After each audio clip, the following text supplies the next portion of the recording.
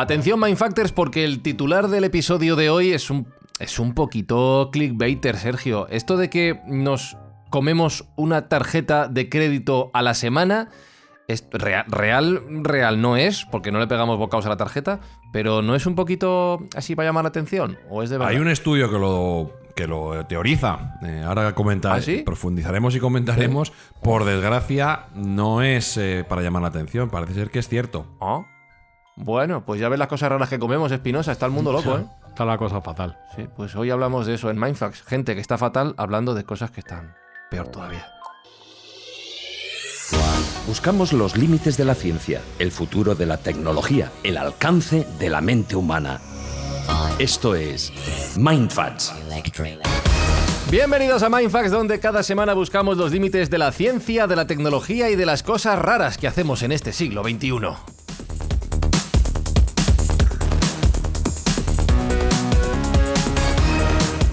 ¿Tú también has incluido el plástico en tu dieta, Jesús Callejo? ¿Eres de darle bocados a la tarjeta de crédito?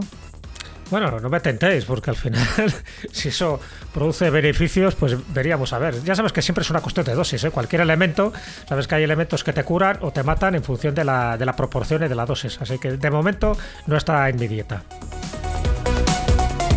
¿Las capacidades nutritivas de una tarjeta de crédito, Espinosa, crees que dependerán del saldo disponible en la misma? O sea, si es una tarjeta gorda... Estaba pensando que nos comemos la tarjeta de crédito literal y metafóricamente todas las semanas. Sí, o sea, sí. Es así.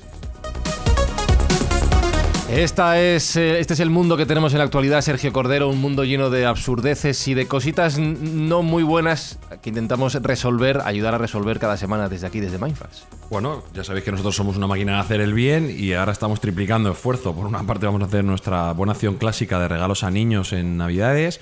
Por otra parte, vamos a ayudar a la asociación Clipstra para paliar las enfermedades raras que estudian. Y por último, pues vamos a desdoblarnos en la ayuda a Valencia, que bueno, pues nos puso la piel de gallina con lo que vimos durante la Dana, y ahí vamos a estar nosotros dando el callo para ayudar lo que podamos. Así será gracias a vuestras escuchas. Y hoy en Mindfacts hablamos de la maravillosa y... bueno, de todo, la dieta de los microplásticos.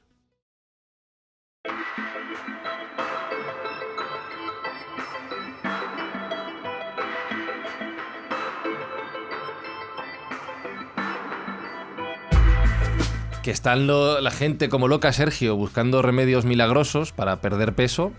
Esto lo hace maravilloso. Esto de los microplásticos es un tema silencioso que nos va a dejar a todos... pero maravillosos, delgaditos. Es silencioso, va a matar, pero vamos. Anota mis palabras, vamos a escuchar hablar de microplásticos muchísimo de aquí en adelante. ¿Y por qué lo sé? Sí, lo sé porque está siendo un topic de tendencia absoluta en Estados Unidos, y todo lo que se habla en Estados Unidos acaba llegando a España. Entonces vamos a tener microplásticos hasta en la sopa, y esto va con doble sentido, porque luego veremos que hasta la sopa tiene microplásticos. Pero es un asunto que ha pasado muy por debajo del radar, y a medida que se va arrojando luz sobre ello, descubres cosas que dan mucho miedo. El titular, que luego ya desarrollaremos, de la tarjeta de crédito es espeluznante. ¿Qué estamos haciendo? Pues mira, de forma inconsciente... pues estamos recogiendo también los frutos de lo que hemos ido sembrando. Los microplásticos nos rodean y están en nuestro entorno en todos los ámbitos, y me costaría enunciarlo, y luego desarrollaremos un poco más, pero es casi imposible porque es casi dificilísimo evitarlos. Y bueno, pues es algo con lo cual tenemos que lidiar, y lo mejor es informar a la gente que tome sus propias decisiones. Vamos a anunciar nosotros la ciencia y bueno, que cómo se puede paliar este tipo de ingesta, y a partir de ahí que cada uno saque sus propias conclusiones. Dicho todo esto, Jesús, hay un principio que el ser humano ha cumplido a rajatabla durante toda su evolución, que es lo que no te mata te hace más fuerte, y hemos ido probando los límites de nuestra propia capacidad de adaptación y supervivencia con un montón de materiales que, consciente o sobre todo inconscientemente, nos estaban amenazando, los íbamos metiendo y añadiendo a nuestro propio cuerpo, y esto, pues los mismos romanos lo descubrieron, ¿no? O no lo descubrieron a tiempo, mejor dicho. No lo descubrieron a tiempo. No, eso es curioso, porque es verdad que se descubren nuevos materiales pensando que se dan buen uso y que además forma parte de la evolución humana. pues estoy hablando pues eso, del plomo, del arsénico, que no se utilizaban exactamente como venenos, como luego sabemos que han sido venenos, sino que se utilizaban precisamente porque era el último, ¿no? El último grito en tecnología, en diseño, en cosmética, en fin, en tantas y tantas cosas y en alimentos. Por ejemplo, antes de meternos un poco con los romanos, cuando se inventaron las latas de conserva, dice, qué maravilla, ¿no? Por fin pues, tenemos latas de conserva para conservar eso, pues el pescado, para llevarlo a largas distancias y que se mantenga durante bastantes días. Esto, por ejemplo, para las expediciones, los exploradores les servía. Lo que no se dieron cuenta es que muchas de esas latas estaban hechas de plomo y al final ese pescado o cualquier producto que estaba dentro de la lata de conserva, al final te iba envenenando, te iba matando. Entonces, claro, me refiero a que hay veces que vas viendo por prueba y error como cosas que en un principio dices, qué maravilla, qué bonito, que te lo digan los pintores, ¿no? Los pintores cuando utilizaban muchísimo las sales de plomo, como poco a poco se iban contaminando, iban muriendo, ¿no? Y no sabían muy bien por qué. Por ejemplo, perdían vista, tenían sordera. De hecho, por ejemplo, Beethoven, se sabe, ¿no? Que cuando él muere, además muere con 56 años, se sabe que muere en gran parte contaminado por el plomo, por las sales de plomo que le estaba dando su médico por la pulmonía que la arrastraba durante bastantes meses, ¿no? Por entonces esas sales de plomo servían para evitar la mucosidad y bueno, pues venga, pues toma píldoras de plomo y a ver qué pasaba, ¿no? Y al final pues acabó antes y nos privó de componer la 10ª sinfonía. Estoy pensando en Marie Curie y la radiación también, que lo que ella misma ayudó a conocer la acabó matando. Y de hecho ella está enterrada en un sarcófago, parece que de plomo y de zinc, precisamente porque todavía su cuerpo, sus huesos siguen emitiendo radiación y también sus papeles y sus utensilios y el ajuar. Pero bueno, esas son cosas que poco a poco se va descubriendo. Fíjate que en un principio se pensaba que podría ser incluso hasta positivo. Recuerdo, por ejemplo, cuando se explosiona las primeras bombas atómicas, también antes como ensayo, antes de que fueran detonadas en Hiroshima y en Nagasaki. Luego hubo productos, pero además recomendados por médicos, productos basados en el uranio radiactivo, pues como dentríficos, por ejemplo, ¿no? Como relojes para que te diera la hora y se iluminara. Claro, y que los tenías al lado. Pues claro, al final pues, poco a poco la piel y los dientes se te iban cayendo y ya algún médico, algún insensato que había autorizado aquellos productos tuvo que entonar el mea culpa. Y estoy hablando de mediados del siglo pasado, ¿no? Bueno, en el caso del Imperio Romano, es verdad, ¿no? Es verdad que ellos utilizaban muchísimo el plomo, pues prácticamente todo tipo de artilugios, ¿no? Las cañerías, las tuberías, los calderos, los contrapesos, los utensilios de cocina, prácticamente todo estaba de plomo, porque además era el material que ellos consideraban, pues en fin, más dúctil, maleable, más extendido, ¿no? Y como más chic, y además que estaba justo pues en las altas esferas, en los palacios y en las casas de los patricios, en las domus romanas. Pero claro, ¿qué ocurre? Que poco a poco se sabía que este metal pesado pues iba generando distintos problemas físicos, ¿no? y médicos. Pero bueno, es verdad que las ciudades romanas, prácticamente casi todas, contaban con estos sistemas de canalización hechos de tuberías de plomo, revestidos sobre todo con este metal, y se estableció hace poco una teoría diciendo que posiblemente la caída del Imperio Romano era por esta ingesta masiva de plomo que a lo largo del tiempo, claro, a lo largo de los siglos, pues al final te va degenerando, ¿no? Te deja un poco incapacitado para las batallas y hace que las invasiones poco a poco de los bárbaros pues sean mayores porque, bueno, no tienes ningún tipo de interés en combatirlo. A mí me parece una chorrada esta teoría, de verdad, lo digo, porque es muy difícil, ¿no? Por mucho que bebas agua en estas tuberías de plomo, que tus vasos sean de plomo, al final la contaminación o la intoxicación llegue a tal extremo de que te deje abúlico y que, bueno, pues vaya cayendo, va cayendo sencillamente por el devenir que tienen este tipo de imperios. Pero Jesús, sería muy tuyo decir que la ingesta de agua a través de tuberías de plomo te provoca digestiones pesadas. Eso sí. Eso sí, efectivamente. Eso sí. Dios. Que se lo digan a Nerón, ¿no? O a Calígula, que eran muy pesados además en sus actuaciones. Está Fran muy, estoy aprendiendo. Muy chisposo. Aprendiendo del maestro. Ha desayunado payaso, Fran, hoy. Por ejemplo, una de las contrateorías que se ha establecido para decir que, bueno, que lo de la caída del Imperio Romano o la relación entre el plomo y la caída del Imperio Romano, que no tiene nada que ver con la realidad, es porque además de estas canalizaciones de plomo, la cal que se depositaba, ¿no? en la superficie del metal, pues acababa formando una capa que impedía también que esa filtración del plomo pues fuera más tóxica. O sea, que decir que, bueno, que hay muchas razones para pensar que no era así.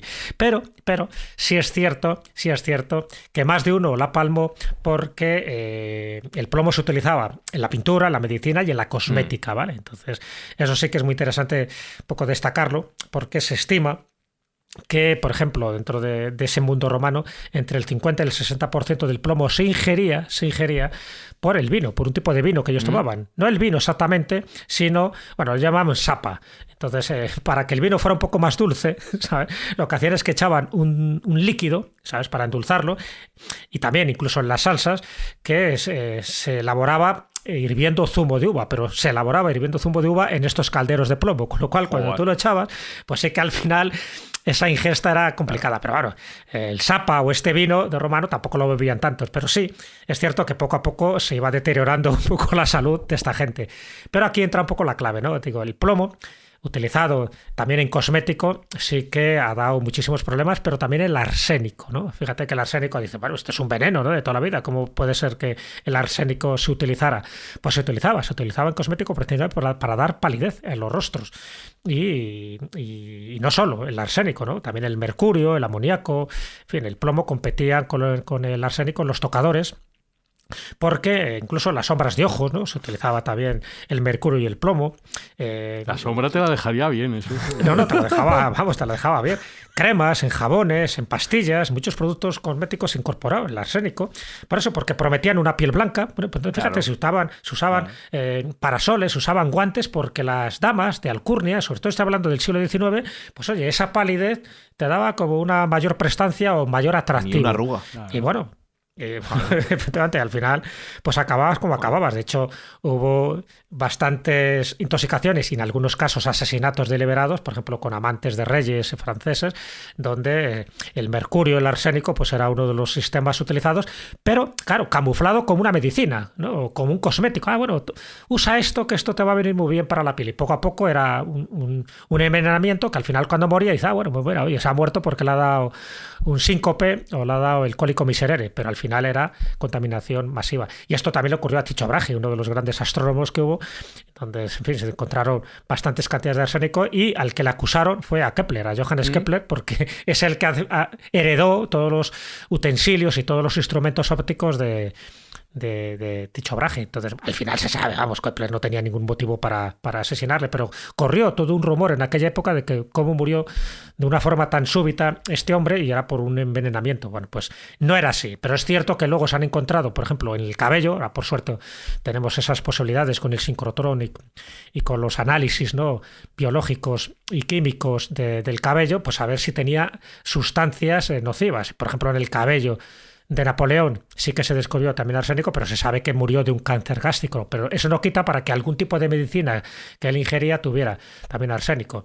Y también, pues eso, en grandes personajes de la antigüedad, gracias a la biohistoria, gracias a este tipo de análisis, sí que se están descubriendo que algunos, bueno, pues murieron, a lo mejor no asesinados, pero sí con consumos de plomo, pues más altos de lo normal. Y ya te digo, en pintores sí que se ha determinado que algunas anomalías, algunas distorsiones mentales, algunas depresiones, algunos ataques de ira, sí que venían producidas por el plomo, porque tú imagínate, ¿no?, cuando tú pintas una casa, el colocón que llevas, ¿no?, por las pinturas que hay ahí, pues imagínate un pintor en un taller del pintor. Yo me acuerdo cuando hicimos los primeros programas de la Escuela de la Brújula, que yo creo que salían tan chisposos porque con el olor a trementina que había allí, al final salían todos como muy animosos. Pero bueno, efectivamente, lo que decíamos antes, cuida con la dosis. Hay una dosis positiva y altamente terapéutica, y hay una dosis altamente mortal, y que hay que tener en cuenta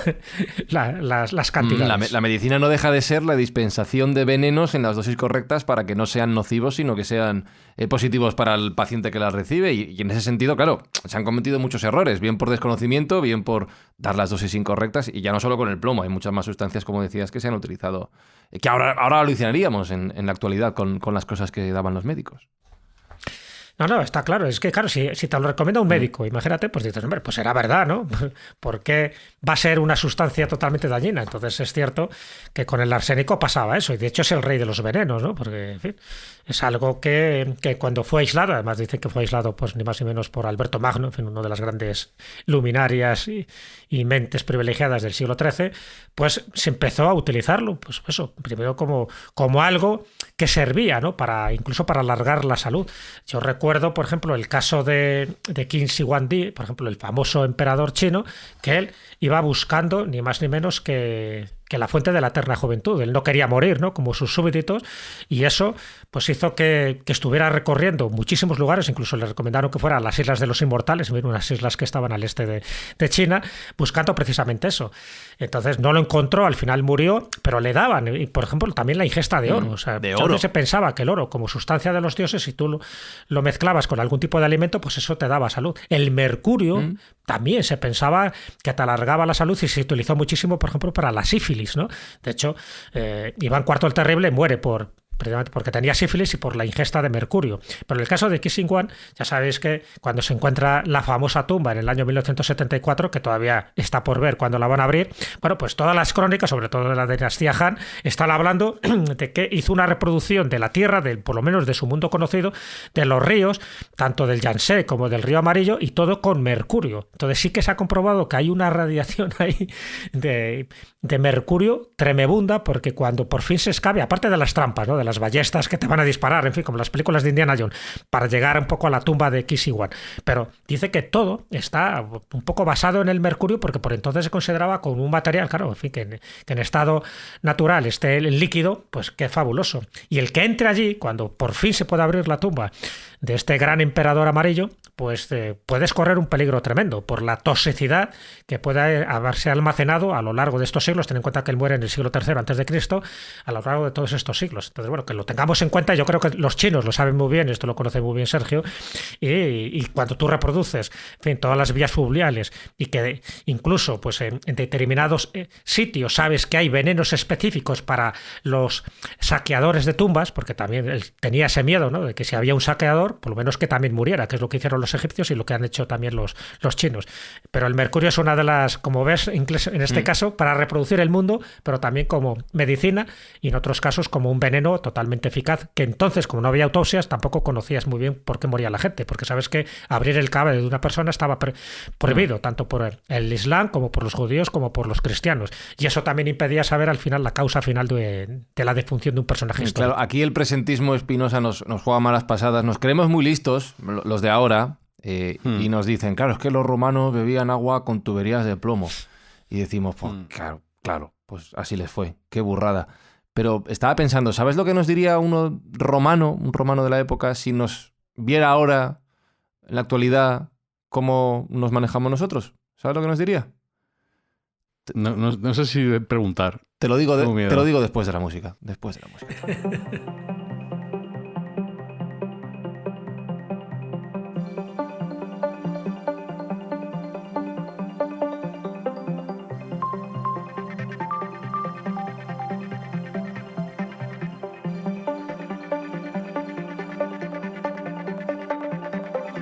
No es un chiste, ¿eh? Es que veía un chiste callejero ahí, vamos. Claro. Es una reflexión de lo listos que nos creemos y lo tontos que podemos llegar a ser. Si un romano viniera a la actualidad y viera nuestras tuberías, diría, vale, las mías eran de plomo, pero las tuyas son de plástico, son de PVC. Garrulo, vas a acabar bebiendo microplásticos como campeones. O sea, a veces no pensamos muy bien. Sí. Sí. Dale tiempo. Sí. ¿Verdad que sí? Sergio, dale tiempo, a ver cuánto somos capaces de engullir, bebiendo, comiendo. La verdad que sí. Bueno, llevamos un rato ya en el episodio y no hemos definido, ¿no?, lo que son los microplásticos. Evidentemente, la palabra es bastante autodescriptiva, pero bueno, hay una definición científica que hay que aportarla.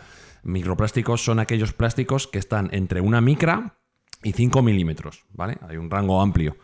Todo lo que está por debajo de la micra ya serían nanoplásticos, pero que también se miden y también computan dentro de, bueno, pues lo que hemos estado comentando que estamos ingiriendo. Entonces, Pero 5 milímetros lo vemos, ¿eh? 5 milímetros. Sí, 5 milímetros sería trocito. visible, sí, sería como un pequeño grano de arroz o un pequeñito. Ese tipo. Eso todavía estaría dentro de la consideración de microplástico. Más allá sería ya plástico como tal. Y bueno, pues hay que recordar que el plástico es un derivado del petróleo. Al final es un químico. Y es un químico que veremos que tiene unos efectos bastante nocivos. ¿Y dónde están estos microplásticos? Eso. Pues como he dicho antes, casi si digo dónde no están, termino antes, ¿no? Pero voy a ir principalmente por dónde son las principales vías que nosotros las ingerimos, ¿vale? Y la principal y fundamental es el agua. Claro, Bien sea el agua del grifo o bien sea el agua embotellada, aunque tiene diferentes niveles. El agua del grifo, según un estudio americano de reciente publicación, contiene entre 12.000 y 15.000 partículas por litro de estos micros y nanoplásticos, ¿de acuerdo? Estamos ingiriendo por mediación del agua del grifo un montón de estas partículas tan nocivas. O sea que mi botellita de agua que tengo aquí igual tiene 500, entre 500 y 1000. Si es agua embotellada, estamos hablando de 5 veces lo mismo, 5 veces más de lo que contiene el agua del grifo. O sea, este caso el agua del grifo sería bastante más saludable que el agua embotellada. Joder. Pero es que lo podemos encontrar en el aire que respiramos.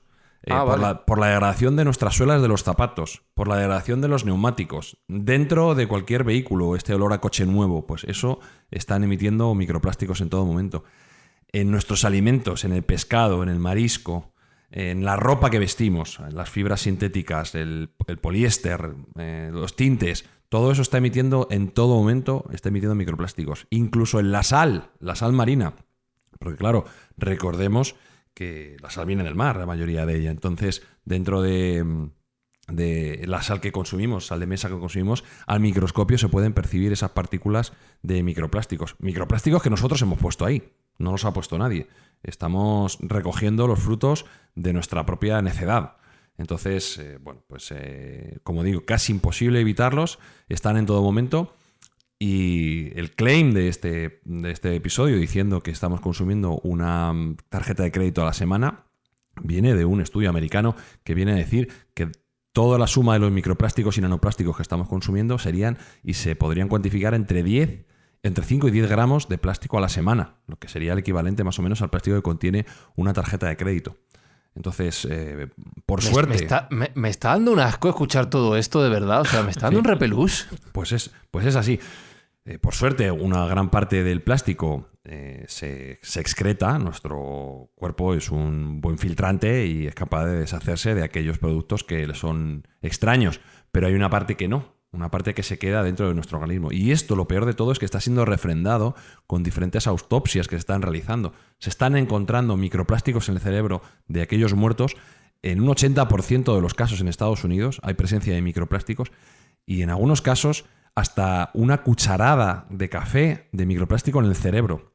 Asco. Y el tema del cerebro tiene una repercusión más importante porque el cerebro está rodeado de la barrera hematoencefálica, que es un sistema de protección en el cual se supone que ningún elemento nocivo puede pasar al cerebro. Ya sabéis que el cerebro carece, de un sistema inmune propio, ¿no? Entonces esta barrera hematoencefálica, que también protege a los órganos reproductores, porque es tremendamente importante que nada altere el ADN que se produce allí y que nada altere las sinapsis neuronales que tenemos en nuestra cabeza, pues hasta allí llegan los microplásticos, hasta la permeabilización de esa barrera hematoencefálica, que es algo que no se suele ver.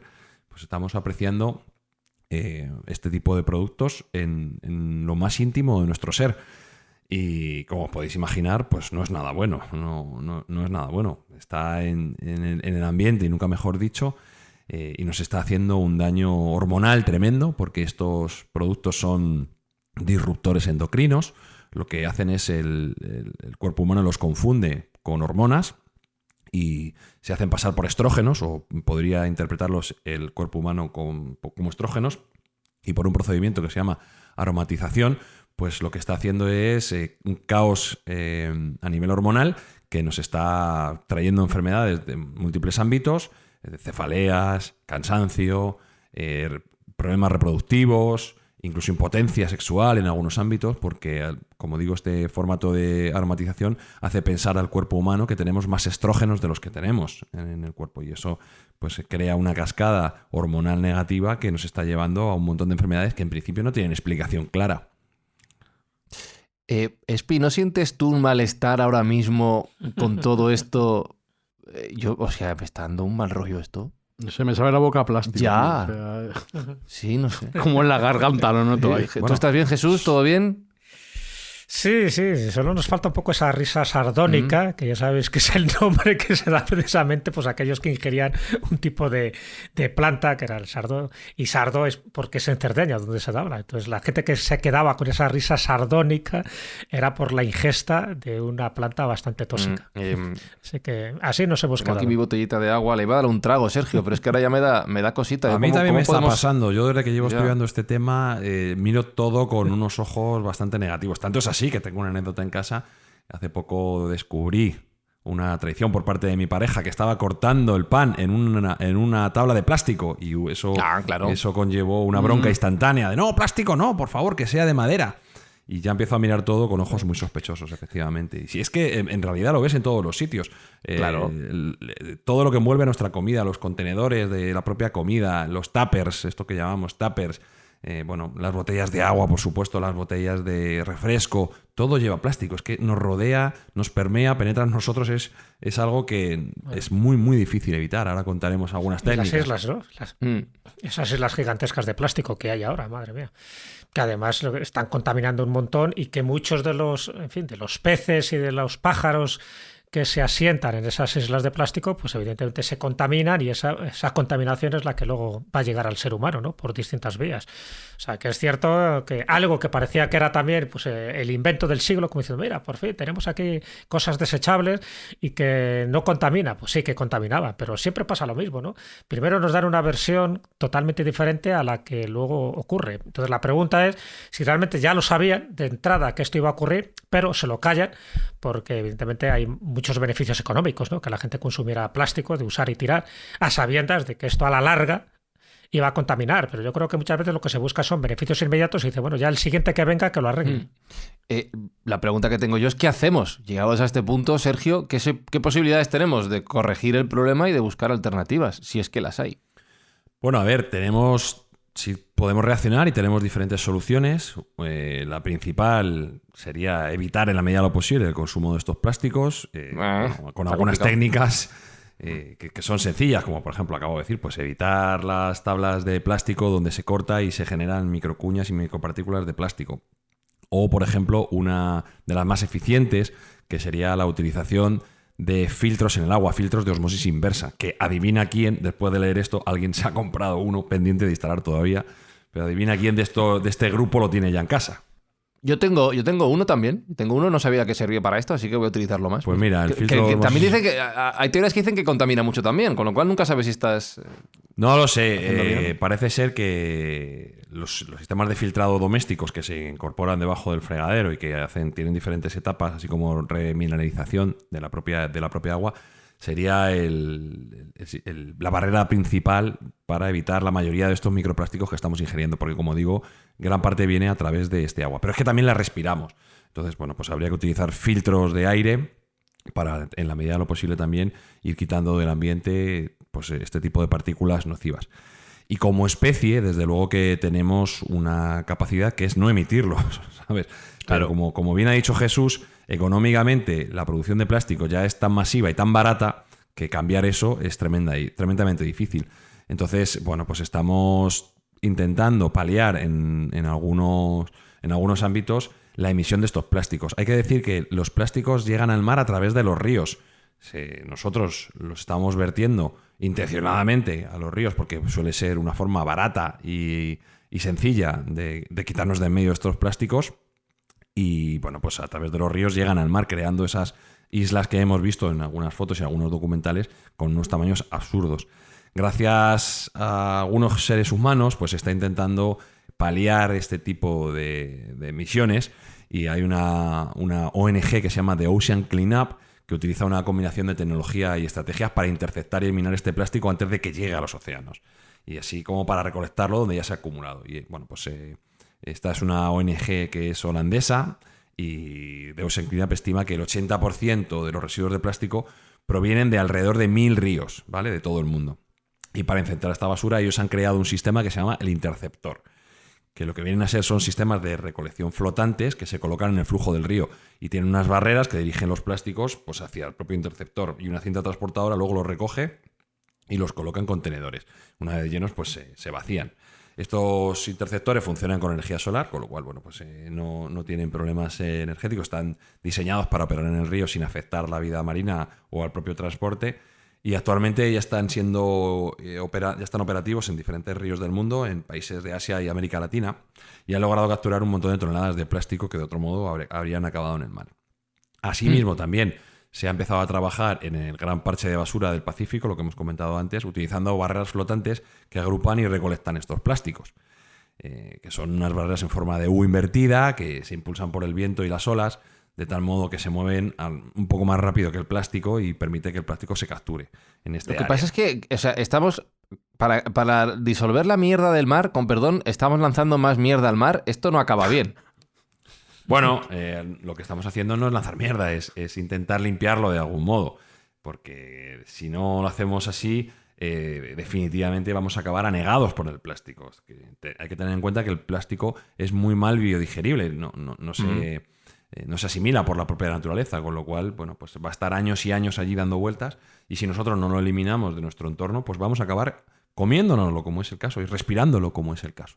Entonces, este tipo de iniciativas pues son loables y hay que apoyarlas en todo lo que se pueda para que no acabe volviéndonos a nosotros mismos todo lo que estamos haciendo mal. Asimismo, pues también podemos colaborar pues con sistemas de economía circular y reutilización, porque el plástico se puede, en vez de desecharlo, se puede reutilizar. Una buena iniciativa es la que todos conocemos, que ha sido empezar a cobrar las bolsas de plástico en los supermercados, que ya incita al menos a no consumir tantísimas bolsas, sino ya, como tiene un coste económico, pues justamente las necesarias. Por supuesto que podemos ir a sistemas más respetuosos con el medio ambiente, como puede ser utilizar bolsas de tela y algunos otro tipo de compuestos y de productos, para no causar el daño en primer lugar, no tener que repararlo posteriormente si simplemente no lo causamos o causamos lo menos posible. Pero hay algo más preocupante, Sergio, y es que yo no sabía que también nuestra ropa libera microplásticos, sí. porque tiene esas microfibras que a la vez pues están hechas de microplásticos, y lo que habría que hacer es un llamamiento pues a las propias empresas que fabrican este tipo de ropa, que es la que usamos habitualmente, que pensamos que es inocuo, porque siempre ponemos nuestro centro de mira pues a las botellas de plástico, en fin, a lo que nos da, ¿no? Prefabricado, que está casi siempre metido en algún recipiente de plástico, pero no sabemos que lo que llevamos ahora mismo puesto, esto está liberando ya microfibras y por lo tanto está contaminando también, no solo el ambiente, sino también a nosotros. Lo que vestimos y lo que calzamos en la vestimenta, pues fibras sintéticas como el poliéster están emitiendo en todo momento estas micropartículas, y algunos tintes, algunos colorantes también están lanzando a nuestro entorno pues este tipo de indeseables compuestos que acabamos respirando y que nos acabamos tragando. E incluso pues, las suelas de goma, a medida que se van desgastando, también están generando este tipo de problemas. Las propias ruedas de los coches también, con su propio desgaste, lo están emitiendo a la atmósfera que respiramos. Entonces, como digo, es que nos rodea. Es algo que es mejor casi ser ignorante y no profundizar, porque es depresivo absolutamente. Pero claro, si no conoces el problema, no puedes arreglar el problema. Con lo cual hay que ser consciente de lo que tenemos alrededor si no queremos que el día de mañana pues, nos cause un problema de salud mucho más importante de lo que podríamos pensar. Buscando alternativas, has mencionado las bolsas de los supermercados y me viene a la mente un pensamiento que tengo desde hace tiempo. Ahora las bolsas de los supermercados, como bien decías, son de tela, o también las están vendiendo de papel, sobre todo papel reciclado. Cosa que hace 25 años, por decir una cifra, se hablaba de los problemas que el talado de árboles, la extracción de madera y de papel provocaba en el medio ambiente. Tengo la sensación de que andamos buscando alternativa tras alternativa, porque de aquello cambiamos al plástico, y que no sabemos los problemas que va a traer en el futuro, como ya hemos visto con todos los casos que hemos mencionado hasta ahora, y no sé qué alternativas puede haber al plástico que realmente puedan solventar el problema que tenemos ahora o generar otros nuevos, Sergio. Sí, bueno, al final, como he dicho, enfocar en la economía circular, quizá una de las soluciones sea volver al pasado y empezar a utilizar más vidrio. El vidrio y el acero inoxidable son reutilizables, ampliamente reutilizables, y no generan estos residuos. Entonces se está promoviendo pues, que volver a la estructura convencional de botellas de vidrio, que es mucho más limpia y menos dañina para nosotros si es una y otra vez reutilizables, y que son envases que podemos llevar a reciclar como se ha hecho toda la vida. Quizá tiene un coste económico un poco más elevado que el uso del plástico, que como hemos dicho es tremendamente barato, pero si empezamos a componer el coste oculto del uso de este tipo de botellas de plástico, como puede ser en el ámbito de la salud, todas las enfermedades que vamos a empezar a sufrir por el uso de este tipo de materiales, pues a lo mejor no es tan caro el uso de las botellas de vidrio y no es tan complicado el llevar como se decía en Madrid, los cascos de las botellas de vidrio a la propia tienda para que se encarguen de reciclarlo, ¿no? Ojo, que hay botellas de vidrio que están hechas con óxido de plomo. Ah, vaya, jo. Y de hecho lo llaman vidrio de Madre. plomo. Que lo sepamos. Sí, pero bueno, ya claro, hay que utilizar el componente de vidrio más saludable para nosotros, no aquel que sea problemático. Yo creo que ya el plomo se dejó de utilizar en las botellas de vidrio hace tiempo, si no recuerdo mal. Hace tiempo, sí, pero bueno, que todavía queda por ahí alguna que otra de ese tipo, que tampoco la gente era consciente, ¿no?, de que eso al final iba a producir consecuencias dañinas, pero que eso lo llaman así, vidrio de plomo, por el óxido de plomo que se utiliza. Por otra parte, hay también alternativas a los plásticos, que son los llamados bioplásticos, y aquellos materiales que sí son compostables, ¿no?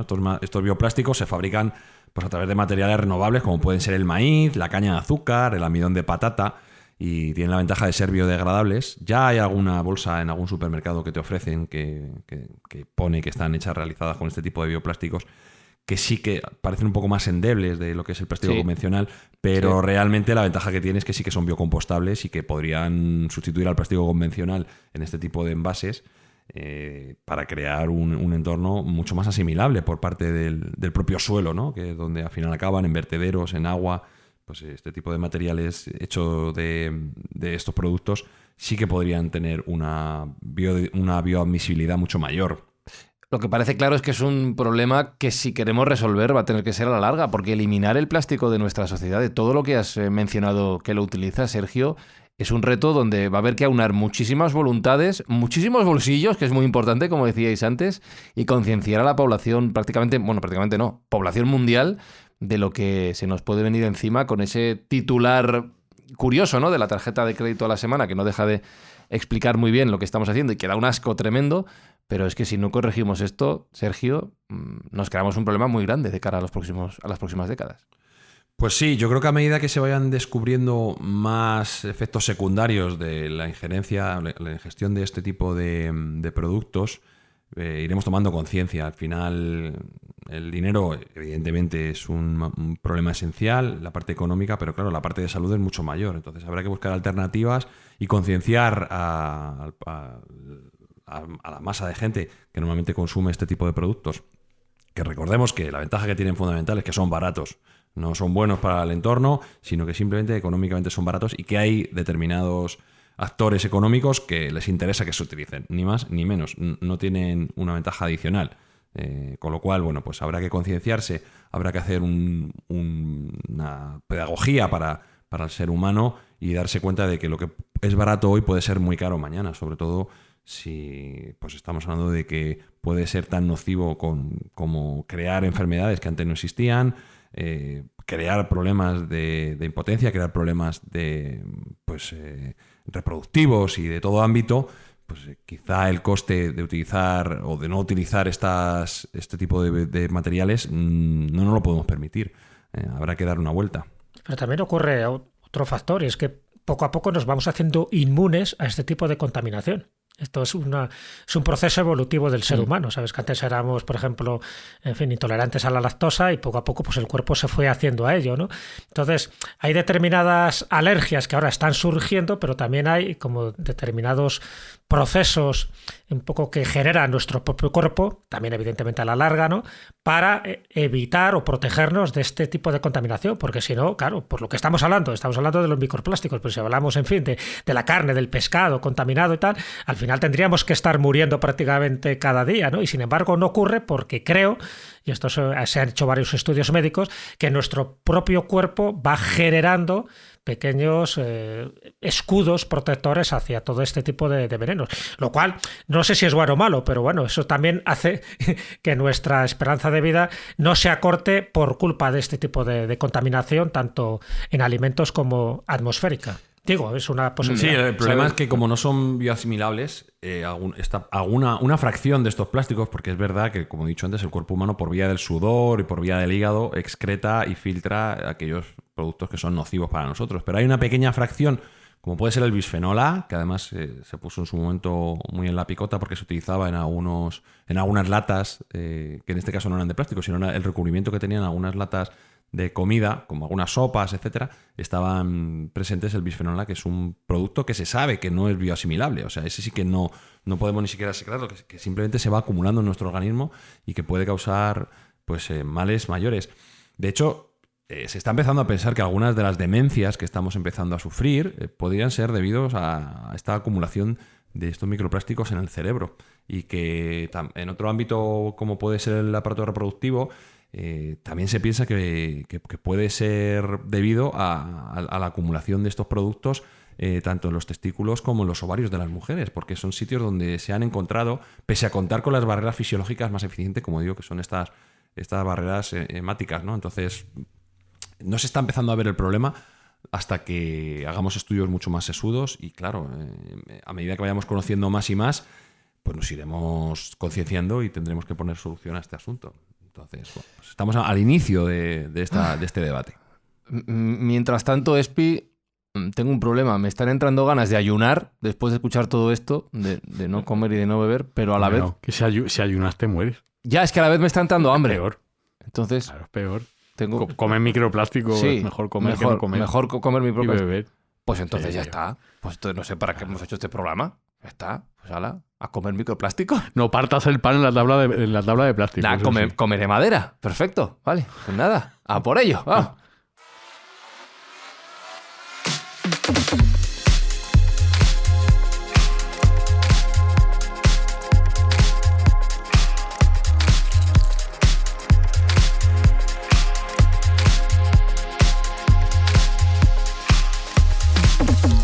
Jesús Callejo, la vida es un juego llamado Elige tu propio veneno y hemos venido a jugar.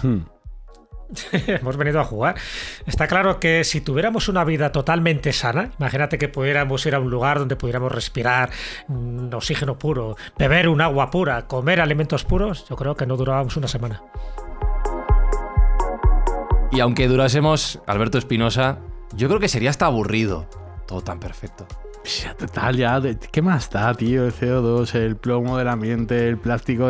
Tío, tira de la ruleta e intenta ser feliz el tiempo que puedas. Y ya está, no te comas la cabeza. Y eso es lo que intentamos cada semana, Sergio Cordero, hacer feliz a la gente, a la que nos escucha y a la que no, pero que intentamos ayudar en la medida que nos es posible. Claro, no diferenciamos. Hacemos el bien en general y si nos escuchan mucho mejor, pero si no, pues también esperamos hacer un pequeño inciso en tu vida, ayudándote gracias a las escuchas de los oyentes, y en este caso con 3 acciones, triplicando nuestro esfuerzo: regalar juguetes a los niños que no los tienen en Navidades, apoyar a la Fundación Clifstra en la lucha contra las enfermedades raras y donando el importe que podamos a la reconstrucción de Valencia, que ha sido arrasada por esta dana tan terrible que nos ha estremecido a todos. Dicho esto, os recuerdo que estamos disponibles en Spotify, en Apple, en iVoox, en YouTube, en todas las plataformas de podcast, que nos podéis dejar vuestros comentarios y también hacernos llegar vuestros mensajes a nuestra dirección de Twitter, a nuestro usuario de Twitter, que es @mindfax_. La semana que viene, más y mejor. Saludos de Fran y Zuzquiza y que aproveche, que tengáis buen provecho con los microplásticos. Chao, chao, chao, chao, chao, chao, chao, chao. Mindfacts llega cada semana a tus oídos a través de Spotify, Apple Podcast, iVoox, Google Podcast o tu aplicación favorita. Búscanos en redes sociales. Somos Mindfacts. ¡Vamos a palmar!